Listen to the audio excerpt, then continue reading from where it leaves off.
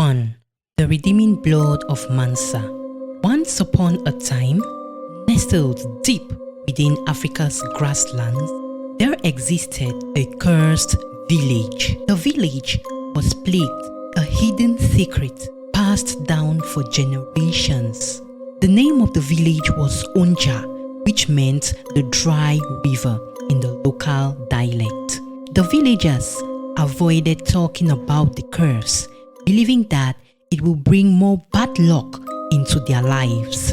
The origin of this curse, as revealed by the elders, was the vengeful spirit of a woman called Wogasi. Wogasi was killed by the villagers on the day of her coronation as queen of the village long ago. Wogasi's wrath had seeped into the very soil, poisoning the land and its people, and cursing every male with the spirit of death by age 60.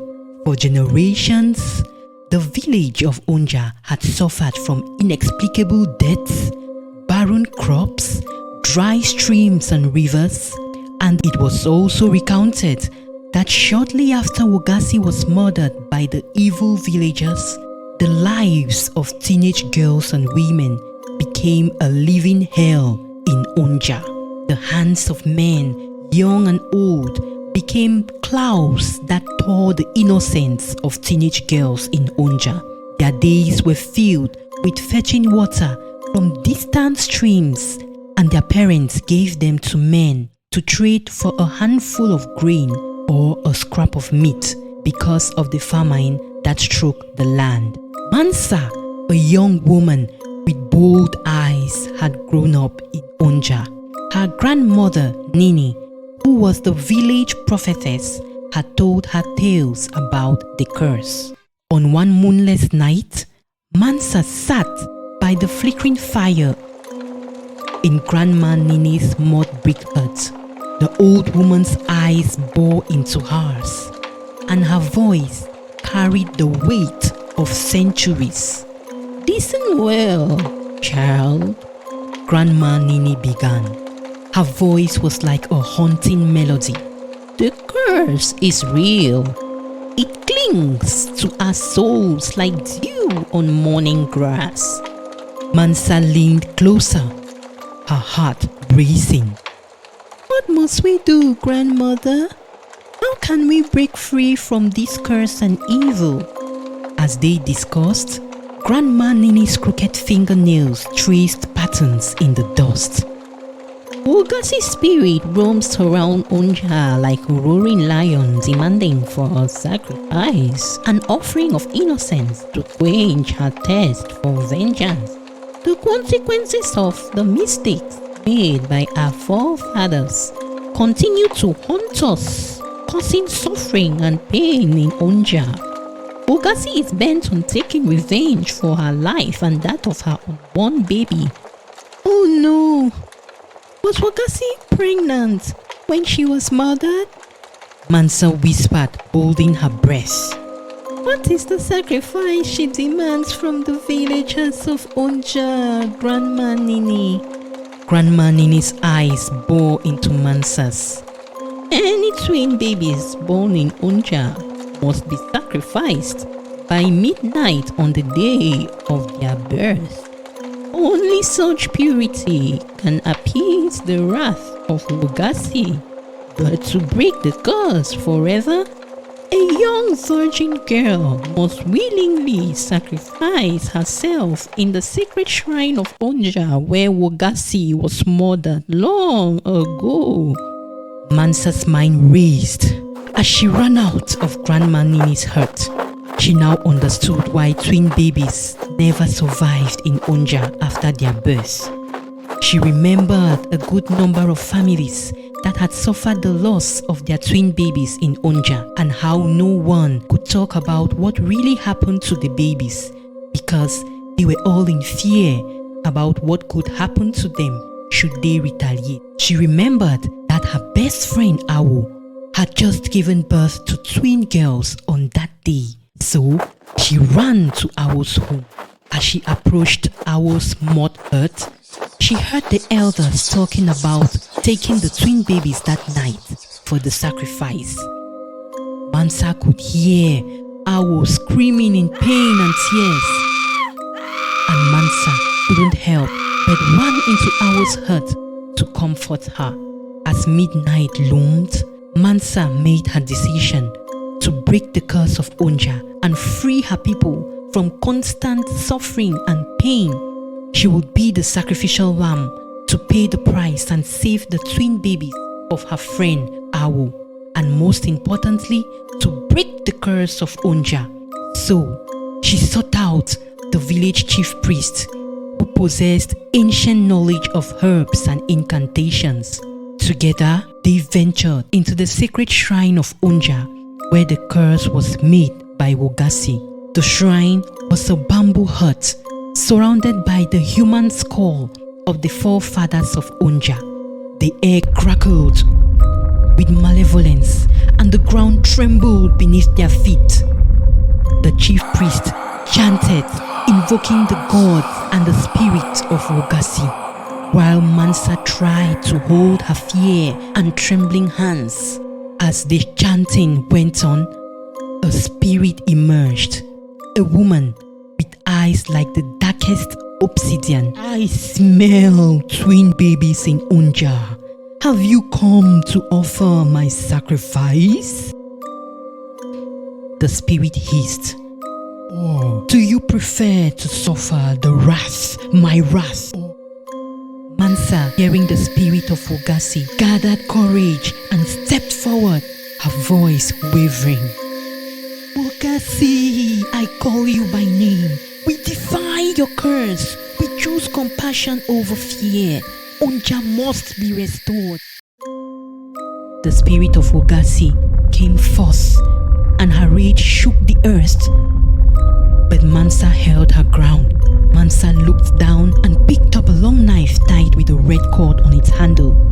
"I am Mansa. I am the sacrifice." Mansa looked at the chief priest with her bold black eyes and shivering hands as she held the knife closer to her chest. "Let it be known throughout Onja and beyond that I paid the price and broke the curse. Remember me, remember me."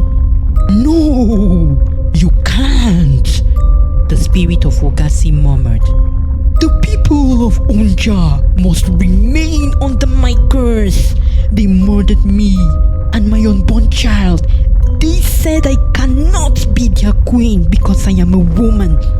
They dug a hole for me right under the throne and I fell into the deep pit. They buried me alive. No, they can never be free." "No, Onja and its people must be set free." Mansa spoke angrily. "We can't keep paying the price for the evil done to you in the time of our forefathers forever. A new king, Boza, has been trying to bring change to Onja. But your curse remains a stumbling block to the progress of Onja. Our king, Boza, has an only child, a daughter by name Rima, whom he is grooming to become queen of Onja when he goes to meet his ancestors. Onja is changing for the better and will only get better for women. I sympathize with what you went through, but Onja must be set free from your curse. The people of Onja have paid the price for too long.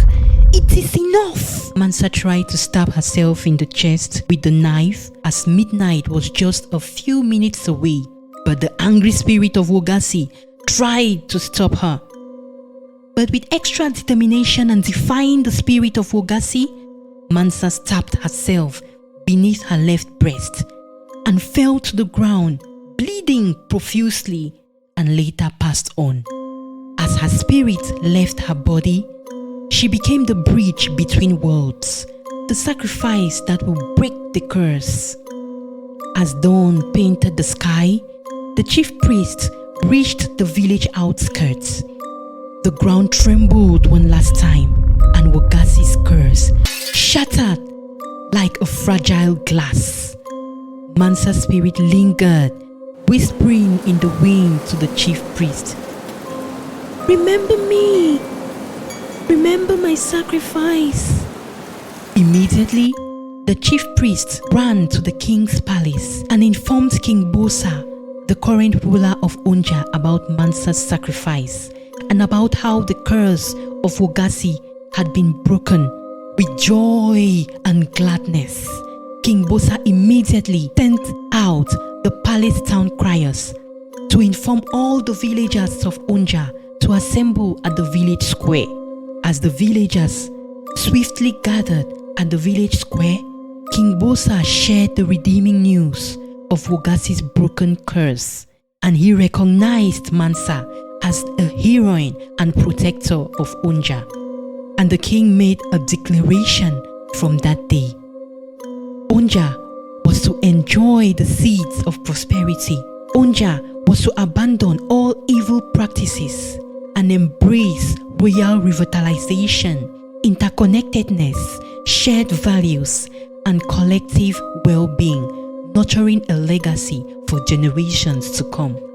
In no time, the cursed village of Onja was restored through love and sacrifice. This is a tale of a young African woman who is remembered for using her bravery and sacrifice to defeat the evil and suffering of her people. The people of Onja lived in abundance, peace, and harmony. Meanwhile, in the mystical realm between life and death, the spirit of Mansa had transcended the boundaries of existence, and her spirit flew into the skies.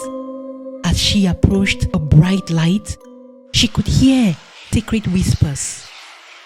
Her ancestors, wise and ancient, had observed her sacrifice for Onja's restoration, and they decided to bestow upon her a second chance, a chance to fulfill a greater purpose.